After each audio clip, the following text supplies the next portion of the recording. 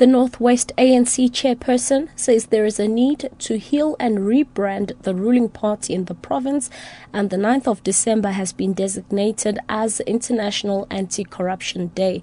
Ambusisiwa Khadebe with the latest news update.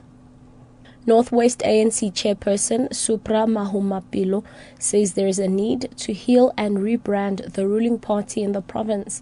He was speaking at the ANC centenary lecture in honor of President Jacob Zuma.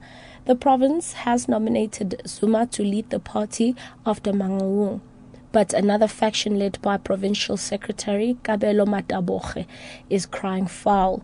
Mahumapelo says division and factionalism are some of the challenges they need to overcome. These challenges that we face are actually opportunities that we must convert into issues of progress. That's why we came to a conclusion that there is a need for us to embark on what we call the necessary rebranding and repositioning of the Northwest Province. But we can only change the face of our province if we work together, if we emphasize commonalities among ourselves.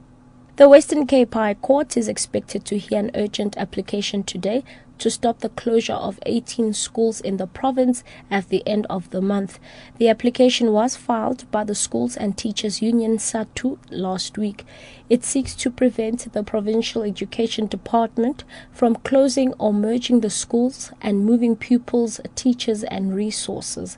The applicants are also asking the court to forbid the department from interfering in their operations. The schools will be closed due to dwindling learner numbers and poor pass rates.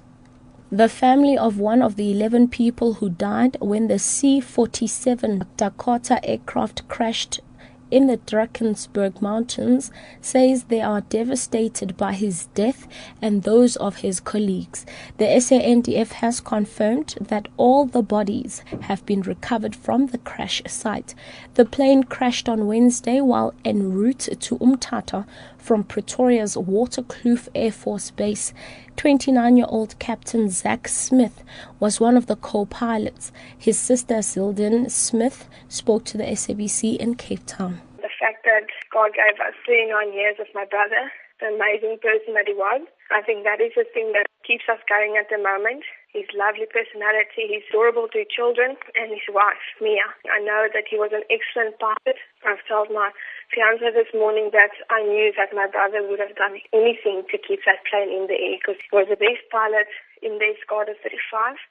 And lastly, the United Nations has designated the 9th of December as International Anti-Corruption Day.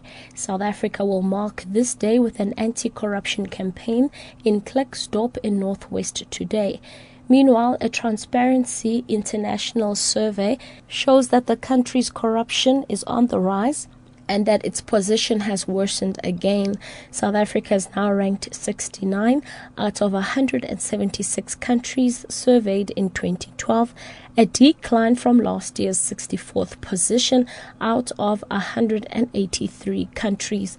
Executive Director of Corruption Watch, Professor David Lewis, says the results of the survey are disturbing. It is worrying. I mean, we're not the worst, we're very far from the best, but the bad news is that there's a long way to go down if we continue going down. It looks at perceptions of grand corruption, of day-to-day tender fraud, traffic officers, home affairs officials, licensing officials of various sorts.